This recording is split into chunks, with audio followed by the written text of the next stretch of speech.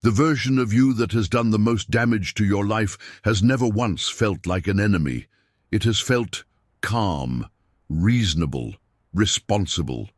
It has spoken in the quiet voice that explains why today is not the day to question certain thoughts, a life lived under the influence of forces the conscious mind refuses to recognize.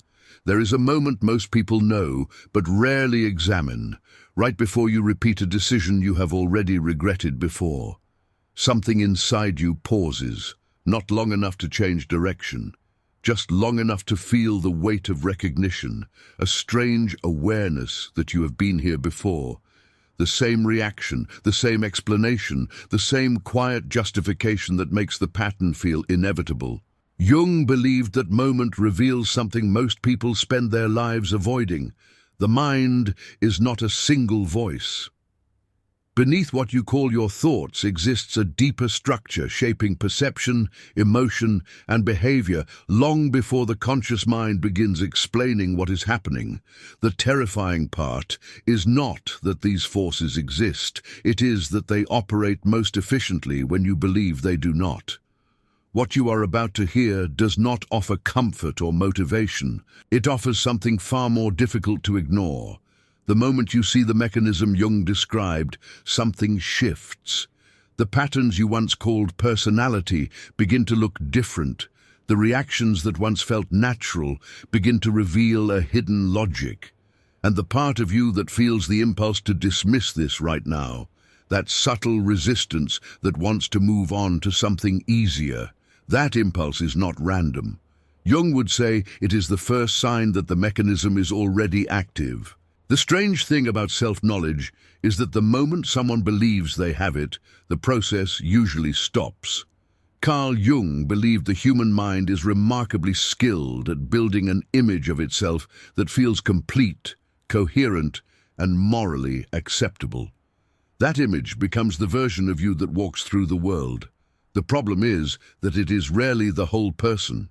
There are reactions you explain too quickly, emotions that appear before you understand why they are there, moments when you defend something inside yourself with unusual intensity, even when a small part of you knows the reaction is disproportionate. Jung saw these moments as signals, small fractures in the surface of the personality.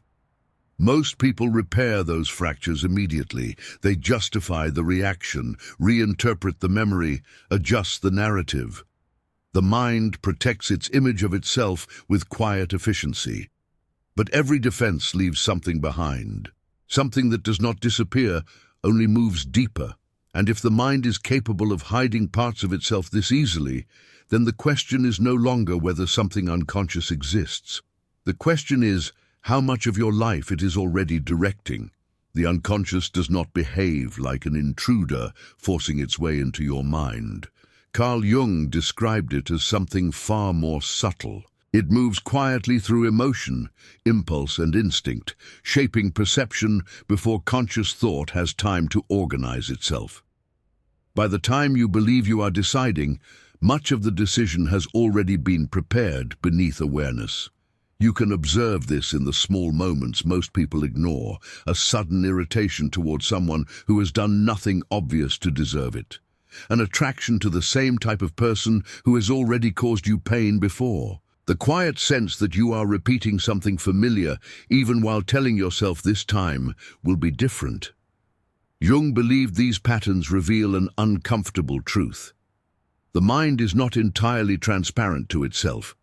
Beneath the surface exists a psychological architecture built from forgotten experiences, suppressed emotions, and instincts that never received conscious attention. And once you begin to notice how often these unseen forces shape your reactions, a more disturbing possibility appears. What if the parts of you that remain hidden are not passive at all? Every person constructs an identity they believe represents who they are. It is the version of you that feels acceptable to the world and, more importantly, acceptable to yourself. Carl Jung observed that anything contradicting this image rarely disappears. Instead, it is pushed out of awareness and placed into what he called the shadow. The shadow is not made only of darkness or cruelty. It contains every impulse, weakness, desire, and emotion that the conscious personality refuses to recognize. Envy that feels too ugly to admit. Anger that contradicts the idea of being calm. Fear that does not fit the image of strength you try to maintain. You can sometimes feel the shadow indirectly, in the strange intensity of your reactions to certain people, in the way someone else's behavior irritates you far more than it logically should. Jung believed that what disturbs us most in others often reflects something we have quietly rejected in ourselves. And if parts of your own nature are hidden in this way, the question becomes unavoidable.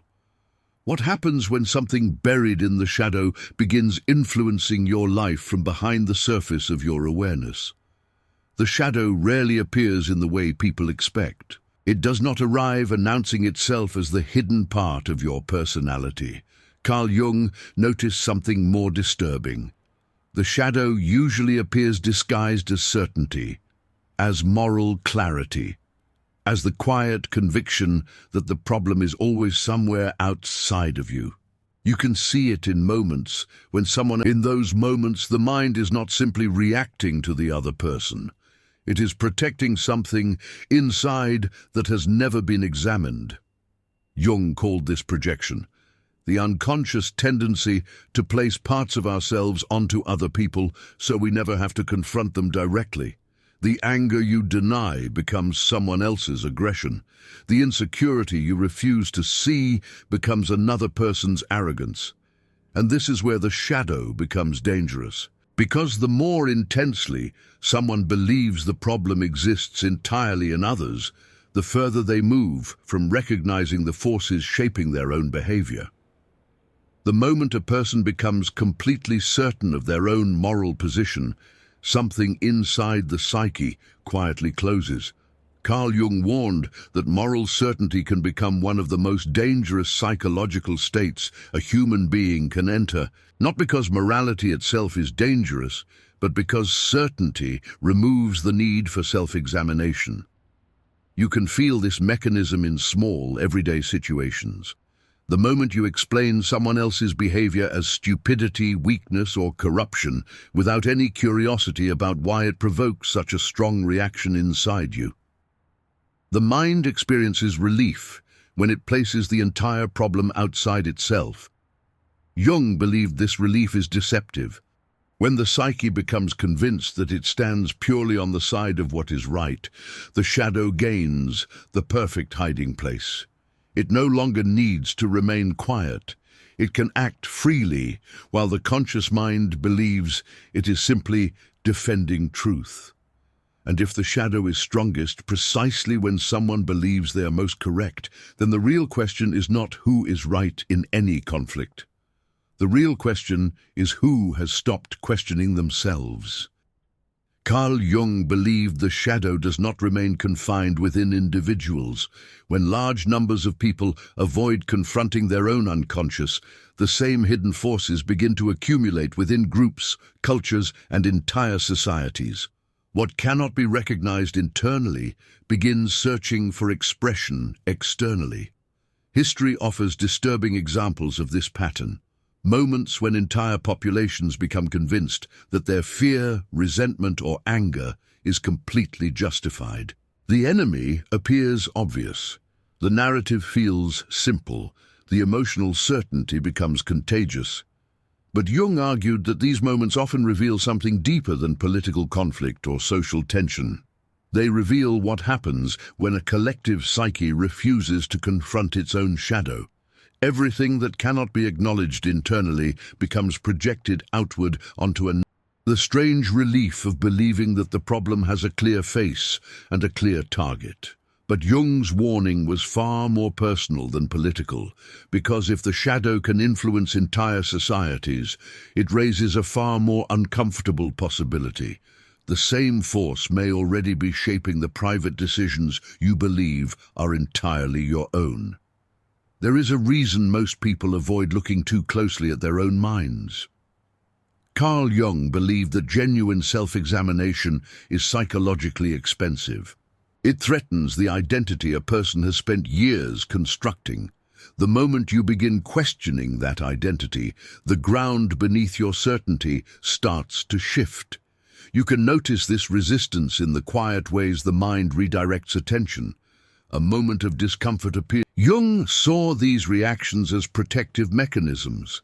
The ego is designed to preserve stability, even if that stability depends on avoiding certain truths. But protection has a cost. The parts of the psyche that remain unexamined do not become weaker, they simply become harder to see. And the longer these forces remain hidden, the more influence they quietly accumulate over behavior, relationships, and the direction of a life. Which leads to the final question Jung believed every person must eventually face. What happens when someone finally decides to look directly at what they have spent years avoiding? Carl Jung did not believe the shadow could ever be completely eliminated. The human psyche is too complex for that kind of final victory. What he believed instead was far more demanding. The task is not to destroy the unconscious parts of yourself, but to recognize them before they quietly take control of the direction of your life. The moment someone begins observing their own reactions honestly, something subtle changes. Anger no longer feels as simple. Certainty begins to reveal hidden layers. Even the explanations you give for your own behavior start to sound different when you listen closely enough. Jung called this process individuation, not perfection, not moral purity. A slow confrontation with the reality that the person you believe yourself to be is only part of a much larger psychological structure. But the mechanism does not disappear simply because you notice it. That would be too easy.